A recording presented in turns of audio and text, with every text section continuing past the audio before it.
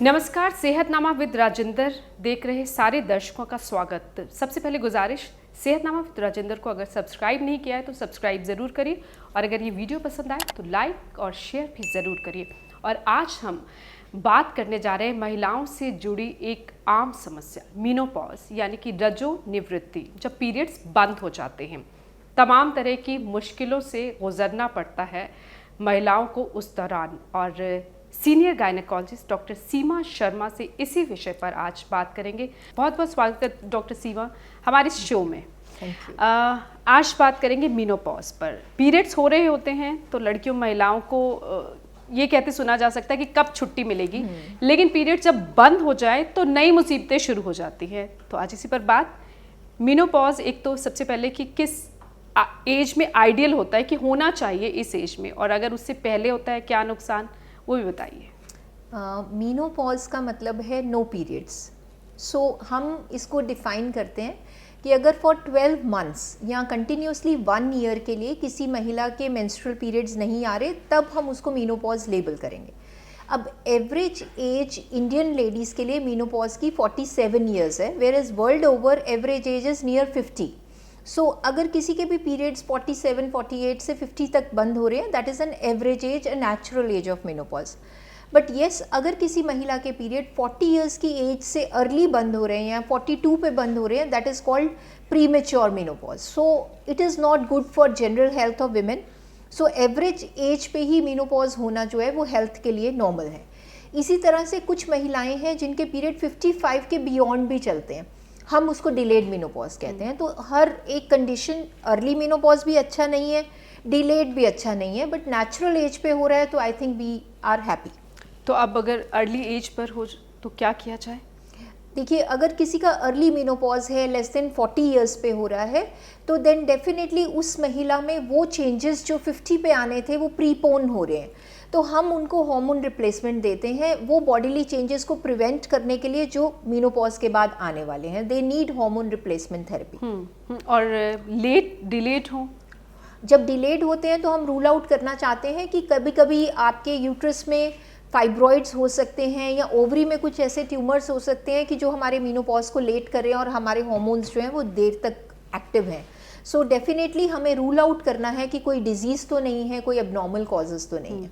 अच्छा, अब मीनोपॉज हो गए, जाहिर तौर पर नेचुरल प्रोसेस है, होंगे ही। क्या साइंस होते हैं, क्या इसके कुछ पहले से ही लक्षण आने शुरू हो जाते हैं और उसके बाद प्रॉब्लम्स क्या आती है? क्योंकि हार्मोनल चेंजेस के बाद जाहिर तौर पर महिलाओं को बहुत सारी समस्याओं के साथ जूझना पड़ता है। देखिए, जैसे हम कहते हैं कि यंग गर्ल्स में जब मेनार्की होती है, मतलब जब मेंसेस स्टार्ट होते हैं एट द एज ऑफ 12 और 13, तो बॉडी को 2 से 3 साल लग जाते हैं to get used to those new hormones which are coming into the body.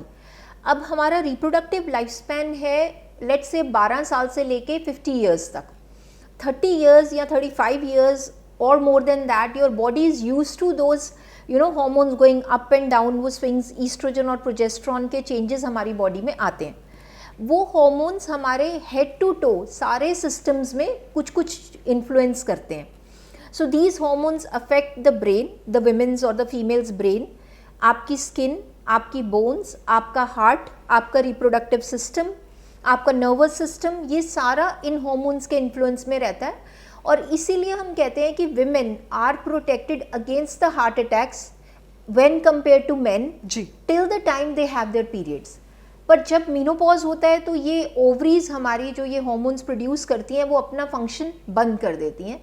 As a result there is a drop in the level of estrogens and progesterones in the body, जो कि again head to to बहुत सारे changes लाता है। और क्योंकि Indian women हम लोग प्रिपेयर्ड नहीं होते उस चेंज के लिए, हम अननर्व हो जाते हैं कि हो क्या रहा है ये समझ में नहीं आता।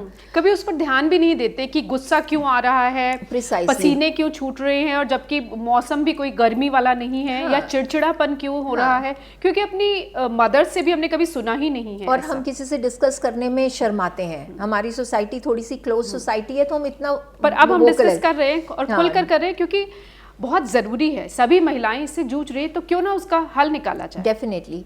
तो जब हम मीनोपॉज की बात करते हैं तो जैसे हमने डिस्कस किया कि हेड टू टो, तो सबसे पहले आपके ब्रेन के अंदर भी ये हार्मोन्स कम होने की वजह से you can have mood swings, you can have sleep disturbances, आपकी नींद की क्वालिटी बहुत ख़राब हो जाती है, नींद कम आती है या कम आती है। बहुत लोगों को अर्ली मॉर्निंग नींद खुल जाएगी या उनको बहुत लेट नींद आएगी और उनकी स्लीप की रिक्वायरमेंट बहुत कम हो जाएगी, जिससे कि बहुत सारी लेडीज़ की क्वालिटी ऑफ लाइफ जो है वो अफेक्ट होती है। रात को सो नहीं पा रहे हैं तो डेफिनेटली फिर दिन में मूड जैसे आप कह रहे हो चिड़चिड़ापन हो जाता है। फिर उनके वेजोमोटर चेंजेस आते हैं जिनको हम हॉट फ्लशेस कहते हैं, कि एकदम बैठे बैठे ऐसे लगेगा कि बहुत गर्मी लग रही है and suddenly you start feeling cold. So these hot flushes they bother women near menopause. उसके बाद उनको जैसे हम कहते हैं कि स्किन में चेंजेस आते हैं, आपके स्किन में रिंकल्स आते हैं, जो ग्लोइंग स्किन विमेन की होती है मीनोपॉज के बाद वो ढलने लग जाती है, because oestrogen is good for our skin. Similarly हमारी बोन्स जो हैं उनमें ऑस्टियोपोरोसिस शुरू हो जाता है, जिसको हम कहते हैं कि कैल्शियम की डेफिशिएंसी हो जाती है, because again oestrogen is required to make your bone strong. Similarly आपके हार्ट के लिए, आपके कोलेस्ट्रॉल्स के लिए, ये जो सारे हार्मोन्स हमारे यंग एज में होते हैं ये बहुत बेनिफिशियल हैं। So as a result secondly your desire और योर सेक्शुअल लाइफ वो भी बहुत ज़्यादा अफेक्ट होती है after menopause. Then we talk about genito urinary symptoms, मतलब वेजाइनल ड्राइनेस, यूरिनरी इनकॉन्टिनेंस, आपका यूरिन का कंट्रोल वीक होना, ये सारे सिम्टम्स जो हैं ये मीनोपॉज के साथ लिंक्ड हैं। अब इसमें महिलाओं का क्या कसूर, तो अब महिलाएं करें तो क्या करें? देखिए मुझे ये लगता है कि सबसे पहले it is important to be mindfulness, मतलब तैयार रहिए exactly. कि मेनोपॉज होंगे उससे पहले ही आप तैयार हो जाइए। हाँ, जैसे अब मैं 50 हो जाऊंगी तो I know I am heading towards menopause, so I should be willing to accept the change. तो हम हमेशा सेम तो नहीं रह सकते, उस चेंज को एक्सेप्ट करने के लिए अगर हम प्रेपरेशन पहले से ही शुरू करेंगे तो I think it will be easier. जैसे आप देखो कि मीनोपॉज के बाद बहुत सारी महिलाओं का एक इशू रहता है वेट गेन। क्यों हो जाता है? बिकॉज हमारा मेटाबॉलिज्म स्लो हो जाता है और 15% वेट गेन आपका होगा ही होगा, नियरली 4 to 5 kgs। हर बंदा 50s के आसपास आके वेट पुट ऑन कर लेता है। अब उसको कोप अप करने के लिए बेस्ट है कि हम अपनी इनटेक को कम करें, अपना एक्सरसाइज थोड़ा सा इंक्रीज कर दें, तो डेफिनेटली आप फिर अपना वेट मेंटेन कर पाओगे। फैटी चीजें ना खाई जाए। बिल्कुल, आप अपनी कैलोरीज को कम करें, इनटेक को, और एक्सरसाइज बढ़ाएं तो आप अपना वेट मेंटेन कर पाएंगे। और हार्मोनल थेरेपी भी दी जाती है, आप उसके बारे में क्या कहेंगी? सो जो लोग हॉट फ्लशेस से बहुत परेशान रहते हैं या उनको जेनिटो यूरिनरी सिम्टम्स बहुत तंग कर रहे हैं, वो अपना डे टू डे काम नहीं कर पा रहे, तो उन पेशेंट्स को इनिशियल 2, 3, 4 ईयर्स टाइड ओवर करने के लिए हार्मोन्स रिप्लेसमेंट दी जा सकती है। बट वो एज गायनोकोलॉजिस्ट हम लोग उनका पहले वर्कअप करते हैं, जो रिस्क फैक्टर्स हैं उनको एक्सक्लूड करते हैं, उसके बाद उनको वो हार्मोन्स ऑफर करते हैं। सो एक और चीज़ जो बहुत इंपॉर्टेंट हम मीनोपॉजल लेडीज़ को बताना चाहते हैं वो है कैंसर स्क्रीनिंग्स के बारे में। ये एक ऐसी एज है जिसमें हम 55 के बाद बहुत सारे फीमेल कैंसर्स जो हैं वो पिक्चर में आते हैं, जैसे ब्रेस्ट कैंसर है, सर्वाइकल कैंसर है। तो हम चाहते हैं कि सब लेडीज़ जब मीनोपॉजल एज में आते हैं तो उनको अपनी स्क्रीनिंग्स के लिए जाना चाहिए। जैसे 50 के बाद ब्रेस्ट कैंसर की स्क्रीनिंग के लिए मैमोग्राफी एडवाइज्ड है, 2 या 3 साल में एक बार मैमोग्राफी ज़रूर करानी चाहिए, ताकि ब्रेस्ट कैंसर की इनिशिएशन या बिगिनिंग पे ही हमें पता चल जाएगा। Second thing is for cervical cancer screening हम कहते हैं आपको पैप स्मीयर कराना चाहिए। मीनोपॉज के बाद अगर आपका एक पैप स्मीयर नॉर्मल है तो उसके बाद आप नहीं भी कराएंगे तो आपका चल जाएगा। And maybe once in a year हमें अपना अल्ट्रासाउंड एब्डोमेन कराना चाहिए, ताकि हम ओवरीज और यूट्रस की हेल्थ को असेस कर सकते हैं।